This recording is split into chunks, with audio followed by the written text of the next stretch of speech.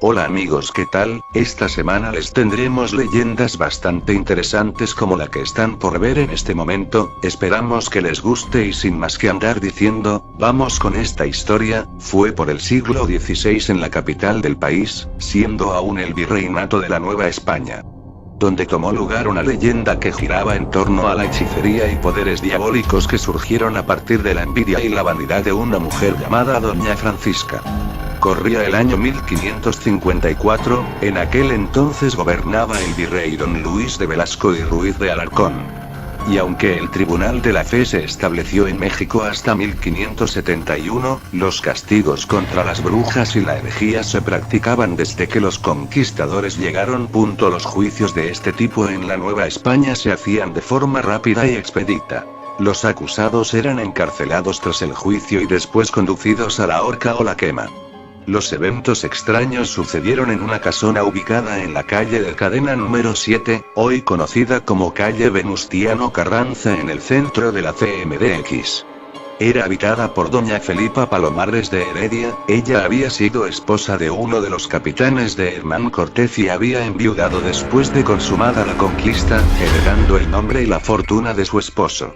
Ella tenía un hijo llamado Domingo de Heredia y Palomares, el cual había sido mimado en exceso desde la cuna y criado con lujos y dispendio, siempre sobreprotegido por su autoritaria madre que, al ser hijo único era su consuelo y adoración. Al cumplir la mayoría de edad su madre se preocupó porque su amado hijo se casara y tuviera descendencia. Deseaba que se casara con una mujer de alcurnia y abolengo y por supuesto ella tenía que aprobarla. El joven Domingo deseaba casarse. Durante los años sometido a los cuidados de su madre, no había conocido a una mujer o entablado relación con alguna. El hecho de poder salir y mezclarse con jovencitas para enamorarlas era algo nuevo para él, por lo que había obtenido el permiso de su madre para salir a dar la vuelta por los lugares de moda en donde jóvenes de la alta sociedad concurrían. Era común que en esos sitios se juntaran muchachos para escoger a los mejores partidos para casarse. Así que durante varios meses Domingo, en compañía de sus amigos del colegio, fue muchas veces a conocer sin éxito a una jovencita que no solo le gustase, sino que también fuera del gusto de su madre. Corrieron los meses y el joven no conseguía que alguna mujer se enamorase de él. A pesar de ser apuesto y con una gran dote, nadie se interesaba en él por ser introvertido y vivir bajo el ojo vigilante de su madre. Decepcionado, una tarde visitaba la catedral para orar por la salud de su madre y la bendición de poder conseguir una novia con la cual casarse. Aún no terminaba sus oraciones cuando frente a él se hincó una jovencita y al despojarse de su velo dejó entrever la hermosura de su rostro y el azul de sus grandes ojos que al verlos Domingo quedó extasiado con la juvenil aparición. Su belleza virginal contrastaba con la intensidad de sus oraciones, tanto que hizo que el corazón del joven diera tumbos de emoción y prendado de aquella belleza. Acercándose para poder contemplarla mejor, notó que no era conocida, nunca la había visto en las reuniones o en los lugares de moda del virreinato. Emitiendo suspiros se hartó de ver la dulce figura y el candor de que era poseedora. Luego de terminar de orar se persignó y se acercó a una pila de agua bendita e introdujo sus dedos para hacer la señal de la cruz, en tanto Domingo la observaba fijamente en todos sus movimientos. Al salir de la iglesia y como era la costumbre, la siguió a prudente distancia para ver dónde vivía. La joven en su andar se dio cuenta que Domingo la seguía y apresuró el paso. Al llegar a su casa se metió sin dilación. El joven pudo observar que la casa era de mediana fábrica y estaba situada en la cerrada de Necatitlán. Al acercarse para observar mejor se quedó petrificado al ver que la joven salía intempestivamente de su casa para observar mejor al joven que, al darse cuenta, se le subieron los colores al rostro y la joven le regaló una mirada y una sonrisa tenue que acabó por enamorar a Domingo. A partir de ese momento Domingo de Heredia y Palomares comenzó el cortejo y el asedio de la joven. La siguió por todas partes haciéndose presente por casualidad y la joven correspondía a sus intentos regalándole sonrisas discretas y miradas cargadas de ternura. Con el tiempo descubrió que se llamaba Doña Francisca de Bañuelos y era hija única de padres humildes y trabajadores en el centro de la ciudad. Eso en principio frenó los ímpetus de Domingo, que al saber el origen humilde, pensó que su madre nunca aprobaría esos amoríos y jamás daría consentimiento para que se realizara una boda con la joven. Aún así, y preso del amor que sentía por Francisca, continuó con sus cortejos hasta que una noche, después de seguirla, una mano blanca salió por entre los barrotes de la ventana del cuarto de Francisca y el presuroso tomó el ofrecimiento y besó tenuemente la mano de la joven, que después cerró su ventana para dejar soñando a Domingo con el roce de sus labios en su blanca y gentil mano. Ahí marcó el inicio de una relación de rejas en las que el joven noche a noche iba y descargaba sus mayores sentimientos de amor y promesas en la joven, que, entre suspiros y murmullos, musitó una declaración de amor que fue sellada con un beso breve de los canosos labios de la joven Francisca. Sin embargo, los rumores corrieron rápido y la noticia de estos amoríos por parte de lenguas oficiosas llegaron a oídos de doña Felipa. Y al escuchar las noticias rompió el cólera y, lanzando gritos de asombro y molestia, se arrodilló ante el Sagrado Corazón para pedir perdón por algún pecado que ella hubiera cometido, para ser merecedora de tal castigo de ver a su hijo rendido a los pies de una plebeya. Las mujeres que le dieron la noticia se despidieron entre sonrisillas viles y triunfantes. Doña Felipa, al ver que se iban, salió presurosa de buscar a la mujer que le había robado el futuro a su hijo. Fueron fuertes golpes del pesado altavoz que cimbraron la puerta de madera y herrajes, que la mano firme y encolerizada de doña Felipa profería con odio.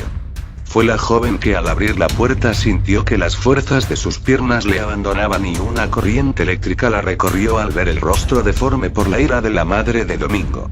Sin preámbulos entró con prepotencia a la casa y Francisca, al saber los alcances de la señora, le dejó hablar. Su primer pedimento fue determinando. Habría de alejarse de Domingo, pues ella era un plebeya sin nombre, ni fortuna, ni sangre noble. Además, si se negaba, haría que su hijo le obedeciera y lo mandaría a España. Al decir esto, Domingo salió de improviso de uno de los cuartos y con palabras firmes, enfrentó la ira y el reproche de su madre. Defendiendo el amor que sentía por la joven y su autonomía de escoger de quién se enamoraba, sin importarle las amenazas de su madre de desheredarlo ante la negativa de seguirla.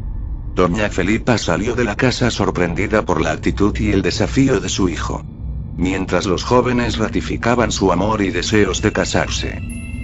Al paso de los días y mostrando cada vez sus deseos de casarse, doña Felipa cayó en depresión y oraba para que Dios quitara de en medio a la joven y le devolviera el amor de su hijo. Pero al ver que sus oraciones no cobraban efecto en el corazón de su hijo, renegó de él y juró que Domingo no se casaría con aquella mujer.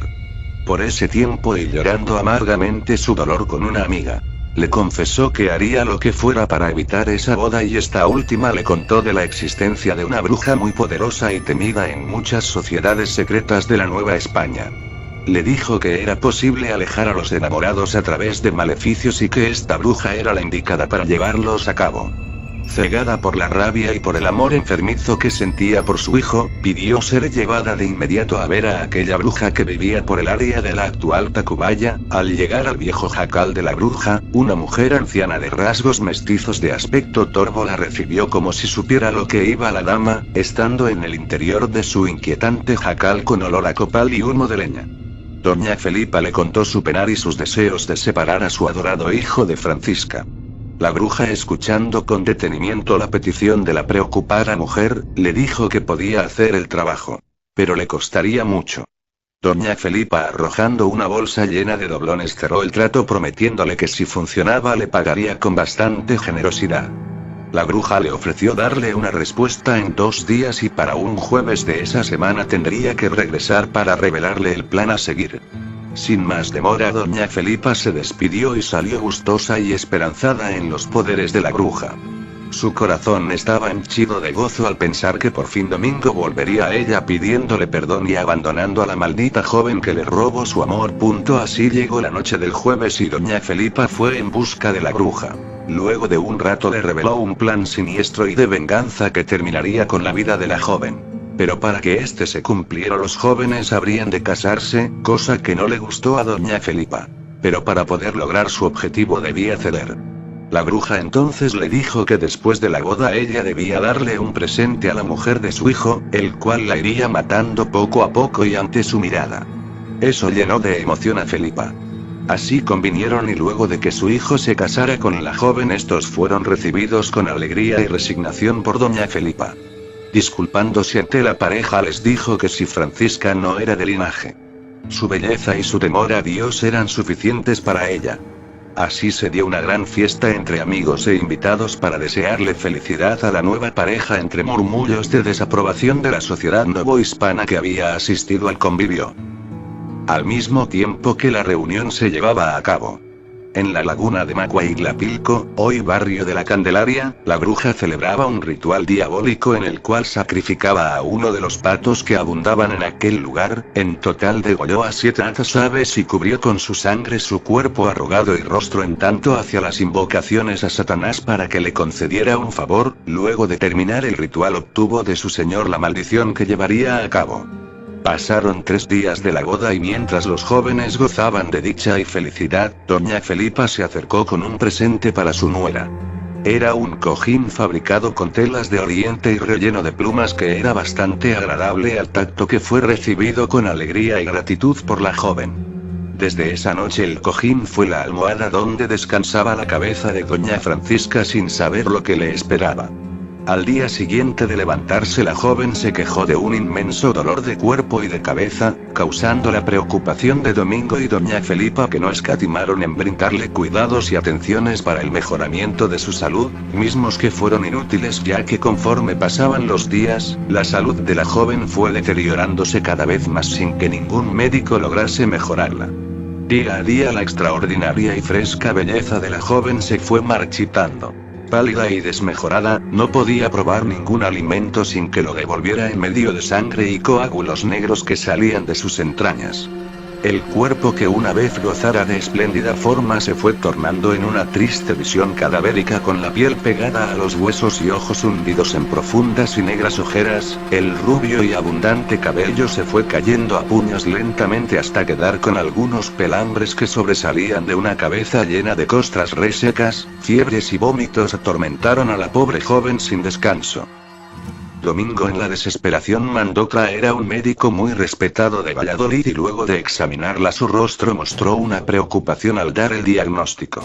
Pues la desdichada Francisca presentaba el aspecto de los esclavos y presos de las galeras y mazmorras, algo parecido al tifus o tabardillo en estado avanzado. Su destino estaba marcado por la muerte. Así pasaron unos meses y una tarde la desgracia cayó sobre la desafortunada Francisca, que murió en medio de terribles fiebres y dolores. Luego de los funerales, Domingo se encerró en su alcoba víctima de una gran depresión durante muchos días, apenas comía y se negó a la presencia de su madre, que comenzó a aborrecer al tratar de consolarle por la muerte de su amada esposa. La depresión dio paso a la locura y bajo el tormento de ver el lecho vacío en donde su esposa alguna vez durmió junto a él, hizo de su alcoba un santuario, abrazando y besando los lugares que ella tocó o los vestidos que ella vistió, y durmió sobre el cojín satinado relleno de plumas. Una de esas noches, Domingo se despertó sobresaltado luego de sentir frío en la alcoba y notó la presencia de algo sobrenatural y siniestro junto a su lecho. Al mirar de entre las obscuras sombras de la habitación surgió la presencia de un ser descarnado. Sintiendo un terror absoluto, su quijada se trabó y el grito de horror quedó atorado en su garganta. Luego de correr arrastrándose sobre el piso de la alcoba, pudo ver que de entre la carne podrida del rostro, que dejaba ver una dentadura amarillenta y la cuenca vacía de donde debía ir un ojo, de aquella descarnada aparición se asomaba tenuemente la presencia de doña Francisca. Levitando por la habitación, el ser que vestía el atuendo gris y derruido que otrora fuera la vestimenta mortuoria de Francisca, se movía vaporosa al viento ante la mirada aterrada de Domingo. Con una voz de ultratumba le habló y le advirtió del cojín embrujado, el cual le provocó la muerte, chupándole la sangre poco a poco, enfermándola y finalmente llevándola a la tumba. Y que las autoras del atroz crimen fueron su madre y la bruja que conjuró al diablo. Antes de que la horrible aparición se diluyera entre las sombras, Domingo le lanzó un juramento de vengar su muerte.